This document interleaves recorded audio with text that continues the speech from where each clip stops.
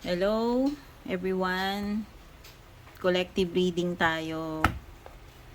Ayan. Para kahit kanino ito, as long as nakaka-resonate kayo, wala tong specific na zodiac sign. Ayan. Tignan natin. Ano ba tong energies ngayon na dapat mong malaman tungkol dito sa person mo or sa person na nasa isip mo. Ayan. Ano ba to? Yung mga dapat mong malaman about this person. Kung sino man itong person na nasa isip mo.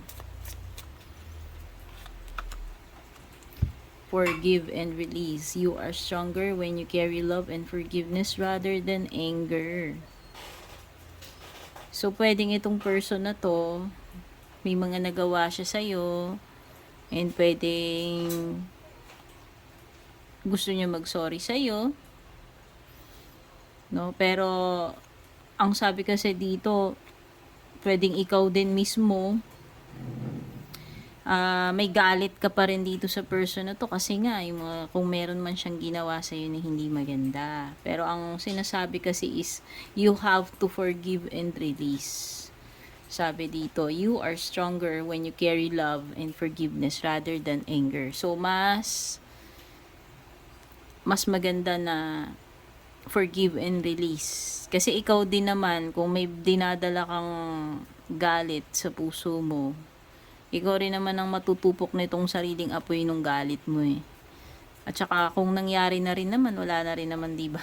Wala na rin saysay yan. Kung magkikip ka pa ng mga ganyan sa puso mo, ikaw lang din, hindi ka hindi ka makaka-move on agad-agad. Ano pa? Express your love. It is important to let people know that you love them. You have nothing to lose.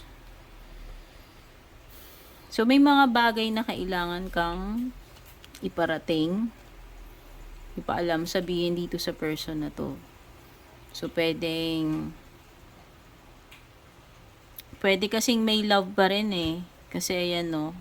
Basta ang sinasabi nitong card mo, mas maganda na i-express mo ano ba talaga yung true feelings mo dito sa person na to. No, may it be galit or sama ng loob, love, no? Importante na you let this person know ano ba talaga yung totoong nararamdaman mo tungkol sa kanya. Ayan, no? Kung love yan, let this person know na mahal mo siya. You have nothing to lose daw. So, maganda na ipagtapat or sabihin mo sa kanya yung totoong nararamdaman mo. Beware of codependency. Addictive behaviors are affecting your romantic life. So, pwedeng, attached ka pa rin dito sa person na to eh. Yun na nga, kaya siguro sinasabi yung forgive and release. Pwede kasing hindi hanggang ngayon, hindi ka pa rin naka-move on. Hanggang ngayon, pwedeng hindi mo pa rin ma-let go itong person na to kahit na masama loob mo or galit ka sa kanya. Kasi pwedeng andun pa rin yung love. No? So, may attachment pa rin. May attachment ka pa rin dito sa person na to.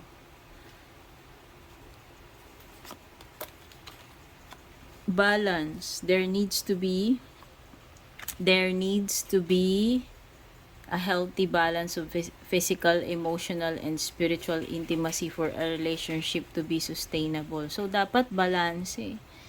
Hindi lang puro physical, no? Dapat andun din yung emotional, yung pagmamahal, and the spiritual. Yun yung sinasabi dito. So, pwedeng itong isa pang naging issue dito sa person mo or dito sa relationship ninyo is kawalan ng balance. Pwedeng isa pa yung naging problema. Deception. Someone is wearing a mask in this relationship. No, pwedeng hindi rin siya naging truthful sa'yo. No, may nakamaskara eh. Meron ditong energy ng nagpipretend or hindi nagpakatotoo. Hindi sinabi lahat, no? So, at some point, niloko ka nitong person na to.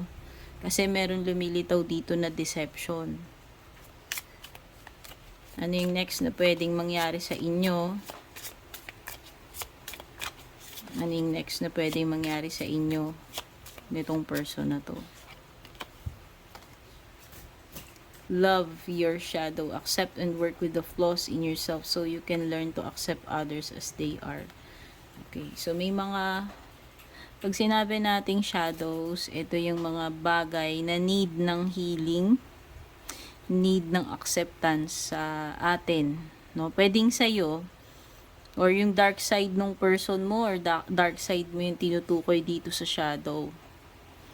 Kasi dito, kung talagang parang ang sinasabi nitong card na to, kung talagang love yung umiiral sa inyo, kahit ano pang pagkakamali or kapintasan mo or nitong person na to, itatanggapin ninyo yan ng buong buo yung isa't isa. Kumbaga, ano eh, di ba ang person pag mahal natin, love natin yung lahat ng bagay dapat sa kanya. Hindi lang yung hindi lang yung mga hindi lang yung mga magagandang katangian niya, kundi pati yung imperfections yan, kumbaga. So, siguro kung mababalansin nyo tong relationship ninyo, matatanggap nyo yung imperfections ng isa't isa, and mapapatawad ninyo yung isa't isa sa mga pagkukulang or pagkakamali, maaaring may chance, no? Maaaring may chance itong relationship ninyo or kayo as a couple. Ano pa? You have to accept, no, both of you, hindi lang ikaw, pati siya rin. You have to accept and work with the flaws dito sa inyong relationship. So, dapat hindi one-sided. Dapat natatanggap nyo rin yung, kung natatanggap nyo yung magagandang katangian, dapat natatanggap nyo rin yung mga imperfections. Kasi nobody is perfect. And wala rin naman talagang relationship na perfect. Kung ako tatanungin, in my opinion, wala naman talagang perfect, no? Yung success rate ng relationship is depende kung kayo as a couple nagsisikap kayo na to work on your relationship. Pagtulungan ninyo at tanggapin ninyo yung mga imperfections ng relationship ninyo. Kumbaga teamwork, no? Teamwork, bigayan, pasensyahan, tulungan. So nakikita ko may chance kayo kung mo-work out ninyo yung mga naging problema, and matatanggap ninyo yung mga imperfections ng bawat isa kung matututo kayong tanggapin yun and patawarin yung isa't isa. Okay? So, ito yung collective reading. Kung nagustuhan nyo, please don't forget to like, share, follow, and subscribe.